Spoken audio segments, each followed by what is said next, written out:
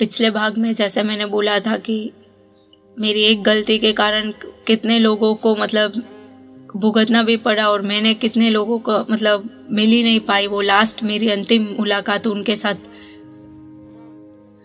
और अभी आगे मैं बताती हूँ कि आगे क्या हुआ। जैसे वो चार दीवारी के अंदर वो घुटन वाली फीलिंग वो और ज़्यादा भी बढ़ने लग गई थी। और इसी दौरान बस टाइम बीतता गया और धीरे धीरे वो नॉनवेज का भी मैं उनको कंट्रोल नहीं कर पाई थी, और डॉक्टर के कहने पर सबने अभी नॉनवेज खाना शुरू भी कर दिया था। तो जीना मेरे लिए वहाँ पे बहुत मुश्किल होता जा रहा था। मेरी बहन का एक दिन फ़ोन आया कि बस उसकी भी सगाई हो चुकी है, तो उसका भी मतलब सगाई हो चुकी थी और उस शादी के लिए उसका भी इनविटेशन आया था।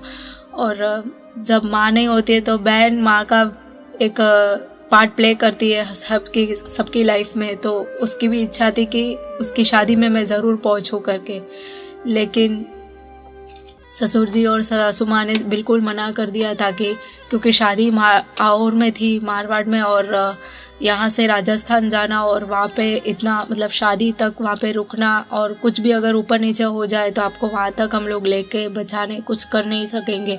और उनको ये भी डर था कि शायद वहाँ पे घर वालों से मिलके सबको मिलके शायद मेरा मन चेंज हो जाए और वापस मैं रिटर्न ही ना आ पाऊँ। तो इस चीज़ का उनको डर वो भी बहुत ज़्यादा बैठ गया था, क्योंकि ऑलरेडी एक बैक टू बैक सबकी डेथ न्यूज़ ही आ रही थी घर से। तो ऑलरेडी मैं बहुत टूट चुकी थी पूरा मन से, और घर को भी बहुत मिस करने लग गई थी। तो बहुत जिद करने के बाद भी उन्होंने मुझे नहीं भेजा वापस। वो घुटन वाली फीलिंग वही, वो चार दीवार के अंदर वो आज़ाद पंछी पिंजरे के अंदर वही वाली लाइफ हो चुकी थी। और इसी दौरान बहन की भी शादी हो चुकी थी। घर से उपध्यान भी करवाया था आहोर में। तो पूरा परिवार वहाँ पे शामिल था। और जैसे कि मैंने कहा कि मैं धार्मिक परिवार से हूँ, तो उपध्यान और वो भी आचार्य भगवान जयनंद सूरी जी निष्ठा में, तो अलग ही खुशी का वो माहौल होता है। और हमारे घर का उपध्यान मतलब तो सोने पे सुहागा की बात हो गई। तो पूरा परिवार वहाँ पे इकट्ठा हुआ जालोर आहोर। और जब मुझे पता चला कि आहोर में हमारे घर से उपध्यान हो रहा है, तो इतनी इच्छा हो गई थी कि बस मुझे भी जाना है, उपध्यान करना है आचार्य भगवान के निष्ठा में। वो खुशी मतलब इतनी खुशी हो रही थी कि काश मतलब एक मौका मिल जाए, बस मैं जाके उपध्यान करूँ। वापस मैंने वही मनाने की कोशिश की, वापस उनको इतना समझाने की कोशिश की कि सिर्फ उपध्यान करके वापस आ जाऊंगी करके। वो तो एक दिन के लिए नहीं छोड़ने वाले थे, उपध्यान तो इम्पॉसिबल था कि वो मुझे इतने टाइम तक छोड़ेंगे करके, वो भी हमारे गांव में हो। लेकिन फिर भी एक इच्छा थी। लेकिन जब भी पता चलता था, जैसे कि मेरे मामा वहाँ से फोटोज़ भेजते थे कि वहाँ पे कैसे लोच चल रहा है, कैसे गर्म पानी आराधकों के लिए रखा गया है, कैसे वो व्यवस्था कर रहे हैं, कैसे रूम्स दिए हैं, वो दृश्य सब देखकर हर एक दिन आंसू मतलब रुके नहीं रहे थे। हर एक चीज़ इतना मिस कर रही थी पूरे परिवार को। और पापा भी वहीं पे थे, और मतलब ये एक मौका था कि पूरा परिवार वापस एक बार मिले, सबको मिलने का एक अच्छा चांस भी था मेरे लिए। लेकिन जैसे कि मैंने कहा कि मुझे नहीं भेजा गया, तो वो चीज़ का भी मुझे हमेशा वो दुख रहेगा कि मैंने मेरे परिवार वालों के साथ वो हमारे घर वाला उपध्यान नहीं किया। और ऐसे ही थोड़े दिन और बीते। फिर वापस इकलौता भाई इकलौती बहन, दोनों की शादी। भाई ने बोला चलो बहन की शादी में नहीं आए तो आप मेरी शादी में ज़रूर आना, मॉम भी नहीं है और पापा ही है और बहन ही है, तो आपको ज़रूर आना है करके वो इनविटेशन भी देने आए थे। लेकिन जैसे पहले हुआ बहन के टाइम में वही हुआ, वापस भाई की भी शादी हो गई और मुझे जाने को ही नहीं मिला। तो फिर ये सोच सोच के अभी मॉम चली गई, पापा और मैं अकेले रहते हैं। बहन भाई दोनों की एक ही मौका था उनसे मिलने का, वो भी चला गया। नाना नानी की भी डेथ हो गई, तो अभी पीछे बचा ही क्या है अभी जीने के लिए। और जो जितने खास मेरे लिए मेरे परिवार वाले थे वो तो सब चले गए। तो अभी ऐसी नरक वाली जिंदगी, ऊपर से पंचेंद्रिय की हत्या भी हो चुकी है मेरे हाथों, और मांसाहारी भी हो चुकी हूँ मैं। इससे ज़्यादा मैं और कितना पाप करूँगी, क्या कर रही हूँ मैं अपनी लाइफ के साथ। ऐसे घुट के जीने से अच्छा है कि वापस भाग के ही चली जाऊँ यहाँ से मैं। वो भागने वाली फीलिंग वापस इतनी ज़्यादा हो चुकी थी कि मुझसे अभी पागलपन सा होने लगा था, मतलब डिप्रेशन सा होने लगा था। फिर मैंने मेरी बहन को फ़ोन करके भी बताया कि अब मुझे रह नहीं पा रही हूँ करके। तभी भी मेरी बहन ने यही सलाह दी कि मम्मी ने कहा था कि कोई गलत कदम मत उठाना। तब मुझे पता चला कि जब मेरी मम्मी अंत समय उस मरने से थोड़ी टाइम पहले तक वो बोल रहे थे कि उनको मुझसे मिलना है, और उनका मेरे लिए लास्ट मैसेज यही था कि कभी बहुत स्ट्रांग रहना, लेकिन कभी भी लाइफ में कितनी भी प्रॉब्लम आए, एटलीस्ट जैन धर्म में जन्म लिया है तो कम से कम आत्महत्या तो बिल्कुल भी मत करना। ये मेरे मॉम का मेरे लिए अंतिम हित शिक्षा थी। और जब मुझे मेरी बहन ने वो हित शिक्षा मुझे वापस याद दिलाई तो वो थोड़ा घुटन सी फीलिंग थी ही, लेकिन वो थोड़ी कम हो चुकी थी क्योंकि मैं बहुत ज़्यादा डिप्रेशन में जाना शुरू हो गई थी। तो थोड़ा उससे बाहर निकली और मेरी बहन ने बोला कि जैसे मॉम ने बोला है, नानी ने बोला है, नाना ने बोला है कि धर्म से कभी अलग मत होना, धर्म हमेशा बचाएगा तुझे, हमेशा तेरी रक्षा करेगा, तो धर्म से जुड़े रहना करके उसका ये कहना। और धीरे धीरे मैंने बिल्कुल मन तो सच बोलूँ तो मन ही नहीं था क्योंकि वो माहौल ही वहाँ पे नहीं था, और भगवान से तो मेरा एक कनेक्शन ही टूट चुका था, मुझे उनसे नफरत सी होने लगी थी। और फिर भी बहन के कहने के कारण थोड़ा थोड़ा मतलब नवकार मंत्र याद था। तो क्योंकि वैसे आपको नहीं पता होगा कि मैंने 5 प्रतिक्रमण कंप्लीट कर चुकी हूँ मैं, और मुझे 30 स्तवन सजाए, उससे भी ज़्यादा, मतलब इतने स्तवन सजाए जोड़ का सब मुझे इतना आता था। और स्नात्र पूजा तो मेरी सबसे फेवरेट थी उस टाइम में, बहुत पुरानी बात है, मतलब छोटी थी तब 5th स्टैंडर्ड में 6th स्टैंडर्ड में, तो हम लोग मंडल में जाते थे तो पूरी स्नात्र पूजा मुझे मुखपाठ आती थी। और तो मतलब इतना अच्छा धार्मिक का मुझे बेस भी था मेरे पास। लेकिन जब शादी के बाद जैसे मानो कि मैं पूरा भूल ही गई, मुझे सिर्फ नमोरियंतानम याद है और हल्का हल्का लोगस तक कच्चा पुच्छा याद था, बाकी कुछ याद नहीं, एक भी आगे की कुछ वंदितु वगैरह कुछ कोई सूत्र कुछ याद नहीं था बस। जबकि सूत्र में मेरा सबसे फेवरेट 7 लाख और पहले प्राणातिपात, फिर भी मुझे वो भी याद नहीं था।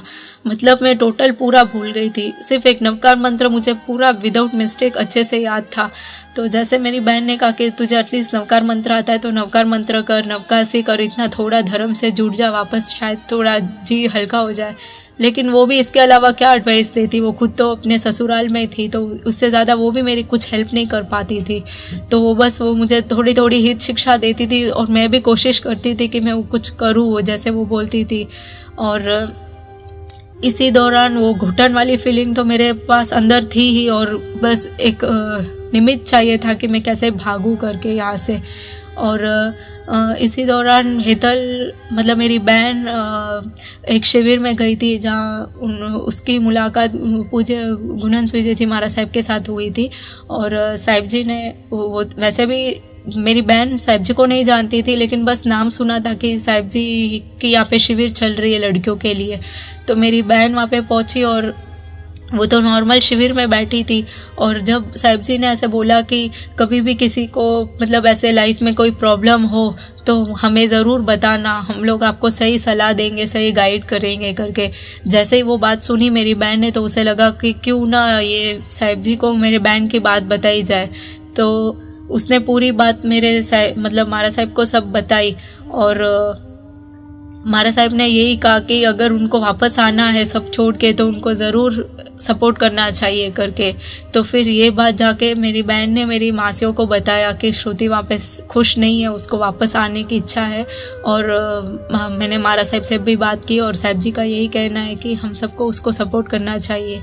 जब ये बात मेरी मासियों को पता चला तो एक साइड तो उनको टेंशन था ही, क्योंकि अभी मॉम तो थी नहीं और सिर्फ डैड अकेले, वो भी आउर में रहते हैं। और मेरा जो ससुराल का बैकग्राउंड है वो भी बहुत स्ट्रांग है फिनेंशियली, और हर चीज़ में भी वो लोग मतलब नामचीन लोग हैं यहाँ पे मदुरई में। तो उसके लिए वो बहुत भारी हो जाता है कि हम लोग कुछ भी वो लोग कुछ भी एक्शन करें तो उसका इम्पैक्ट अलग ना हो जाए कुछ। तो इसलिए वो सपोर्ट करने से थोड़ा डर रहे थे, झिझक रहे थे। लेकिन जब साहिब जी की ये बात सुनी उन्होंने, तो उन्होंने सोचा कि अगर साहिब जी बोल रहे हैं तो हम लोगों को उसकी हेल्प कर लेनी चाहिए करके।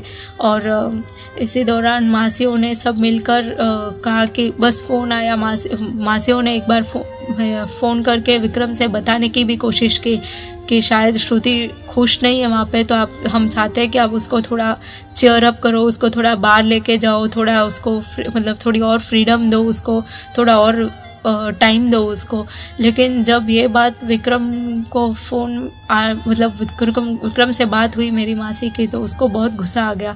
उसने उनको तो कुछ नहीं बोला, लेकिन फ़ोन रखने के बाद मेरे साथ बहुत बड़ा झगड़ा हुआ उसका कि आपने ऐसा क्या बोल दिया घर पे कि आपके घर से अभी फ़ोन आने लगे, वो मुझे समझा रहे कि मेरी बीवी को मुझे कैसे रखना है करके। तो उनका तो यही था कि वो मतलब अच्छे मतलब कुछ समझाए तो शायद कुछ अच्छा हो जाए, शायद मे भी कुछ चेंजेस आ जाए लाइफ में, पर वो भी उसने बहुत नेगेटिवली ले लिया था और उसको बहुत गुस्सा भी आ चुका था। और इसी दौरान वापस मासी का भी फ़ोन आया कि कुछ भी हो जाए, बस जैसे मॉम ने बोला था कि जिन शासन मिला है तो कम से कम आत्महत्या तो मत ही करना। तो फिर मासी ने वापस कॉल करके बोला कि आप चिंता मत करो, कोई गलत काम मत करना या गलत कदम मत उठाना, बस आपको नहीं रहना है तो वापस आप घर आ जाओ करके। बस इतना सा उनका कहना, और मेरे दिल के लिए वो इतनी बड़ी खुशी की बात थी कि कम से कम चलो इस थोड़ी सी, चाहे दो दिन ज़िंदगी जिंदा रहूँ या 2 दिन जीऊँगी, कम से कम खुश रहकर जीऊँगी, अपनी आलोचना ले लूँगी, कम से कम इतना तो मैं कर ही सकती हूँ। उस खुशी में मैंने सोचा कि एक बार वहाँ से बाहर निकलने का एक मौका मिल रहा है तो मुझे नहीं गंवाना है। जैसे मैंने बोला कि मेरे ससुराल में सब 11-12 बजे उठते थे, तो सुबह सब सो रहे थे, तो 7 बजे मैंने उठ के मेरे जैसे पहले भागी थी वैसे ही इस बार भी वापस सिर्फ इम्पोर्टेंट डॉक्यूमेंट्स लिए, 200 रुपये लिए और वहाँ से फटाफट नीचे उतर के घर को लॉक किया, घर के अंदर से चाबी फेंक दी और बहुत मुश्किल से वो वॉचमैन से वहाँ से बचकर मैं ऑटो पकड़ के घर तक पहुँची। लेकिन मेरी मामा को तो भनक भी नहीं थी कि मैं आने वाली हूँ करके। और जब मैंने सुबह सुबह जाके दरवाज़ा खटखटाया हो तो वो तो शौक ही हो गए कि क्या हुआ। मैंने बोला कि मैं वापस नहीं जाने वाली हूँ, मैं वापस आ चुकी हूँ घर पे। तो उन्होंने वापस मेरी मासी से फ़ोन करके बोला कि श्रुति ऐसे बोल रही है, अभी क्या करना है करके। मासी ने बोला एक बार उसको घर आने दो, बाद में हम देखेंगे क्या करना है करके। यहाँ पे जैसे मेरे ससुराल में पता चला कि मैं वहाँ पे नहीं हूँ, तो उन्होंने हितल को फ़ोन करके पूछा कि कहाँ है श्रुति, कहाँ गई करके। तो उसने बोला कि शायद ननियाल गई होगी। तो फिर सब विक्रम और मेरे देवर सब दोनों आए वहाँ पे ननियाल। मुझे मनाने की कोशिश की, 2-3 घंटे वो लोग रोए, मरने की धमकी भी दी। वैसे भी ऑलरेडी वो एक बार सुसाइड कर चुका है तो उसके लिए वो कोई बड़ी बात नहीं होगी, लेकिन फिर भी उसने बोला कि वो वापस सुसाइड कर लेगा और मर भी जाएगा। इस बार शायद बच नहीं पाया, पिछली बार तो बच चुका था। मैंने सिर्फ इतना कहा था कि मैं दिमाग से बहुत परेशान हो चुकी हूँ उस घर के अंदर रह रहकर, इसलिए मैं एक ब्रेक चाहती हूँ। मैं 2 दिन यहाँ पे मामा के यहाँ पे रुकूंगी और फिर उसके बाद मैं वापस आ जाऊँगी करके। बहुत मुश्किल से उसको मनाया, लेकिन और मतलब फिर मेरे मामा ने सिर्फ इतना ही कहा कि अगर ये यहाँ पे 2 दिन रहना चाहती है तो इसको रहने दो, बाद में 2 दिन बाद हम खुद छोड़ने आ जाएंगे। उनका ये कहना तो उन्होंने ठीक है करके मान लिया।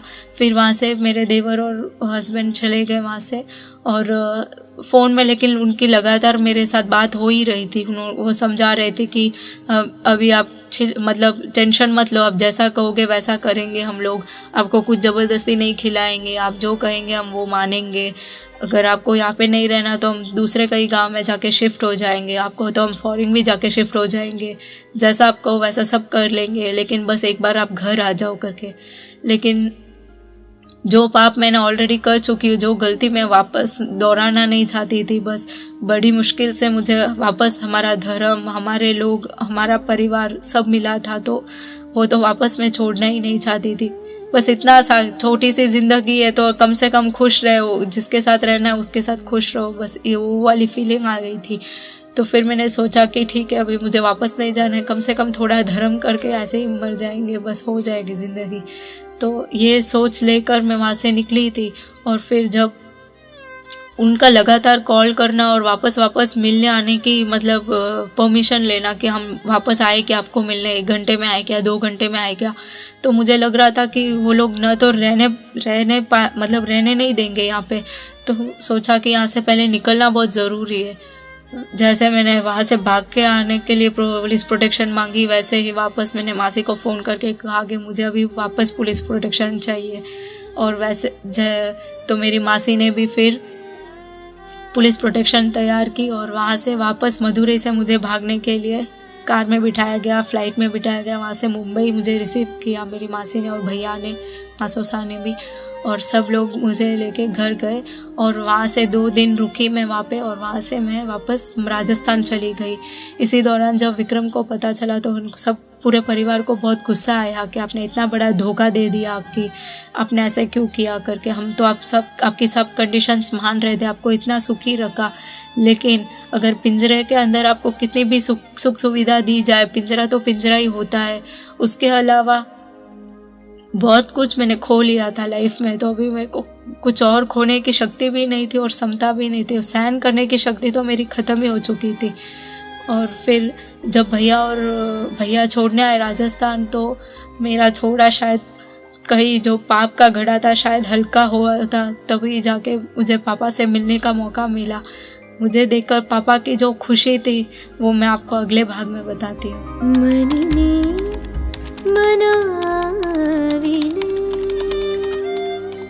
मनने मनाविले आवता दिन सुधारिले बगड़ाते भले बगड़ा आवता दिन